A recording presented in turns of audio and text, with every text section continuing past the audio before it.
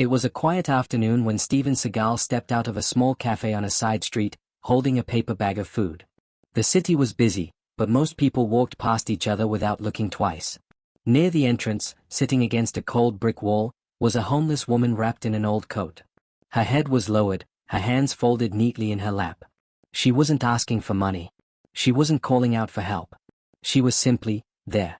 Steven slowed his steps. Something about her stillness caught his attention. Many people were hungry on the streets, but this woman carried herself differently, calm, dignified, almost invisible by choice. He approached her gently. He said softly, not wanting to startle her. She looked up, surprised. Her eyes were tired but clear. She didn't speak. Steven knelt slightly and held out the food. "Please. It's warm." For a moment, she hesitated, as if unsure whether to accept kindness. Then she took the bag with trembling hands. She didn't rush. She didn't cry. She simply nodded. "Thank you," she whispered. Her voice was barely louder than the traffic behind them. Steven smiled. "Take care," he said. He didn't ask her name. He didn't ask her story. He didn't pull out a phone or wait for gratitude. As he walked away, Steven glanced back once. The woman sat quietly, carefully opening the bag, eating slowly as if every bite mattered. To Steven, it was nothing more than a small act, a simple moment of human decency. He had no idea that this silent exchange, unnoticed by the world, was about to change his life and hers. Because sometimes, the smallest kindness becomes the biggest turning point. Over the next few days, Steven couldn't stop thinking about the woman outside the cafe. Not because of guilt or pity, but because of something deeper. There had been a quiet strength in the way she carried herself, as if life had taken everything from her, yet failed to break her spirit. A week later, Steven passed the same street again. She was there. Sitting in the same spot. Same worn coat. Same calm posture. People walked past her without a second glance, but this time, Steven noticed something unusual. Her shoes were clean. Her posture was straight. And when she ate, she did so slowly, carefully, like someone who once knew a very different life. Steven bought another meal and handed it to her. She accepted it with the same gentle nod. "Thank you," she said quietly. He waited, expecting her to say more. She didn't. They shared a brief moment of silence. No questions. No explanations. Just two strangers connected by something unspoken. Over the following weeks, Steven saw her 2 or 3 more times. She never asked for money. Never begged. Never followed him. She never shared her story, not once. And yet, Steven began to feel that this wasn't an ordinary situation. One afternoon, he noticed something that stayed with him. As Steven approached, he saw a black car parked across the street. Its windows were tinted. The engine was running. When the woman noticed the car, her body stiffened for a second, just a second, before she looked away. When Steven returned a few minutes later, the car was gone. So was the woman. Days passed. Then weeks. Steven walked past that street many times, but she never returned.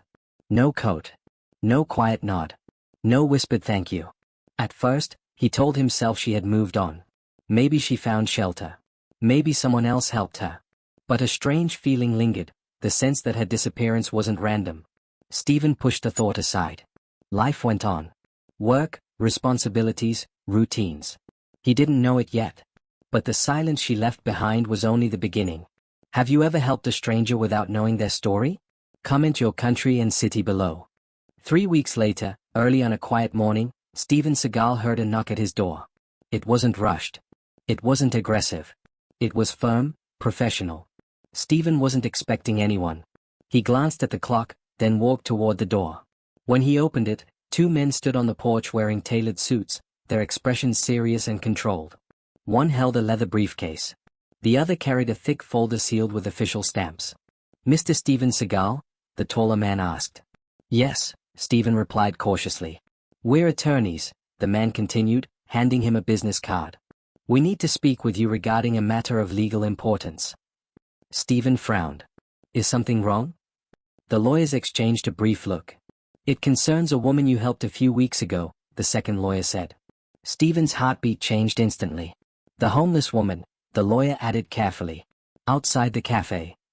Steven stepped back, stunned. "What about her?" "May we come in?" Inside, the lawyer spread documents across the table. Court papers, photographs, timelines. Stephen scanned them, confused by the official language and legal terms. This woman, the first lawyer said, pointing to a photograph, has been missing for over a year. Stephen looked at the image. It was her. Same eyes. Same calm expression. She is connected to an ongoing case involving powerful interests, the lawyer continued. Your interaction with her is now significant. Stephen leaned back slowly. I just gave her food. The second lawyer nodded. Exactly. And that simple act may have changed the direction of everything. Stephen felt a chill run through him. He hadn't asked her name. He hadn't known her past. Yet somehow, his kindness had pulled him into something far bigger than he imagined. He looked up. What do you need from me? The lawyers closed their folders. Your truth, one of them said. And possibly, your testimony. The room fell silent. Stephen realized this wasn't about gratitude. This was about justice. If you were in Stephen's place, would you help again knowing what it led to? Comment yes or no. The lawyers sat across from Stephen, their expressions steady but heavy, as if every word carried weight. The woman you helped, one of them began, is not who the world believes she is. Stephen listened closely. Her name was changed for protection, the lawyer continued. 4 years, she lived under the radar, moving from place to place. Stephen frowned. Protection from what? The second lawyer opened the folder and slid a document toward him. At the top were names, numbers, and legal seals. She is the rightful heir to a multi-million-dollar inheritance, he said quietly. An estate that powerful relatives tried to take from her. Stephen's eyes widened. When she refused to sign away her claim, the lawyer added, she was threatened. Followed. Eventually, she disappeared. Stephen thought about the black car. The way the woman had stiffened. So she chose the streets? Stephen asked. She chose invisibility, the lawyer replied. It was safer. But that wasn't all. There's more, the first lawyer said. She is also a key witness in a larger legal case involving financial crimes tied to that inheritance. Stephen exhaled slowly. Everything clicked into place, her silence, her dignity, her fear. She avoided help, the lawyer explained, because most kindness comes with questions. Yours didn't.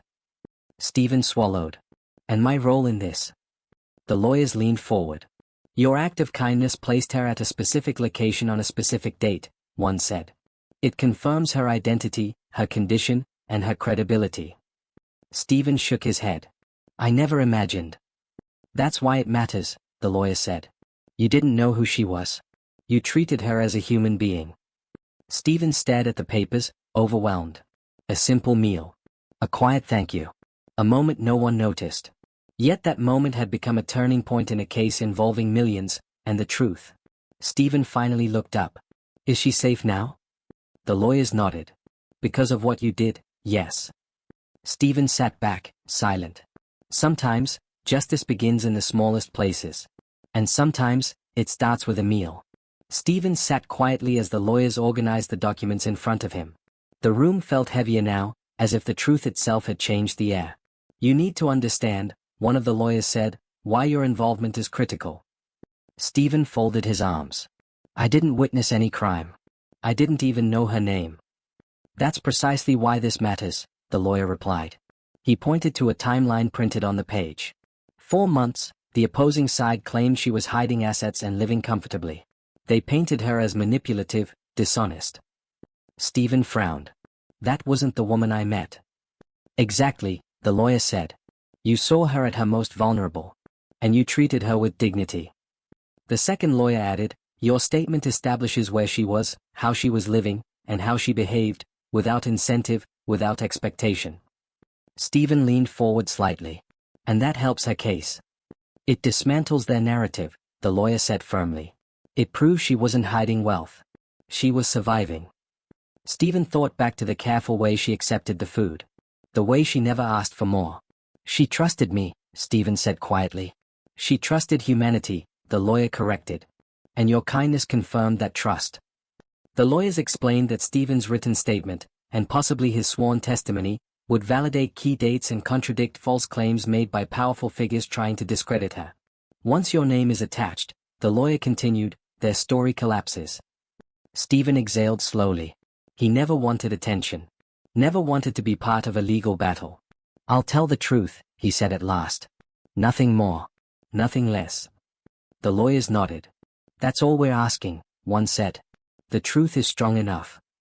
Stephen looked out the window, reflecting. He hadn't saved her with money or influence. He hadn't asked for gratitude. All he had done was see her. And now, that simple human moment had become the foundation of a fight for justice. Sometimes, the most powerful evidence isn't money, status, or fame. Sometimes, it's kindness witnessed by no one, until it matters most. The hearing took place weeks later in a quiet, wood-paneled courtroom. There were no flashing cameras, no dramatic speeches, just facts, records, and truth. Stephen sat calmly as his name was called. He stepped forward, placed his hand on the Bible, and took the oath. His voice didn't shake. He described the day exactly as it happened: the woman sitting quietly outside the cafe, her refusal to ask for money, the way she accepted food with dignity and silence. He explained that he never knew who she was, never asked questions, never expected anything in return. The courtroom listened. Across the room, the opposing attorneys shifted uneasily. Their argument, that the woman had been hiding wealth and manipulating sympathy, began to unravel. Stephen's testimony did something powerful. It humanized her. It confirmed that she was vulnerable, honest, and alone at the exact time they claimed she was deceiving the system. The judge leaned forward. "So you're saying," the judge asked, "that your actions were not motivated by recognition or reward?" Stephen nodded. "I didn't even know her name." A murmur spread through the courtroom. With that single statement, the case shifted. Documents were reviewed again. Claims were challenged. Timelines collapsed. For the first time, the people who tried to erase her story looked uncertain. When Stephen stepped down from the stand, the woman entered the courtroom, no longer in worn clothes, but still carrying the same quiet strength. Their eyes met briefly. She nodded. Stephen nodded back. No words were needed. Outside, reporters waited. Microphones were raised. Stephen said only one thing: "I just treated her like a human being." The hearing was adjourned, but the outcome was clear. Justice had found its footing, not through power or wealth, but through one small act of kindness. Do you believe a single act of kindness can change someone's destiny? Type respect in the comments if you do. The ruling came weeks later. The court recognized the truth that had been buried for years. The inheritance was restored to its rightful owner. The false claims collapsed under the weight of evidence, and the powerful figures who tried to erase her were forced into the light. But the woman did not celebrate loudly. She chose privacy. Through her attorneys, a short statement was released. She was grateful for justice, and even more grateful for the reminder that kindness still existed in the world. Steven Seagal refused interviews. When asked about his role, he corrected them. "I didn't change her life," he said. "She survived long before I met her." Yet the story spread anyway.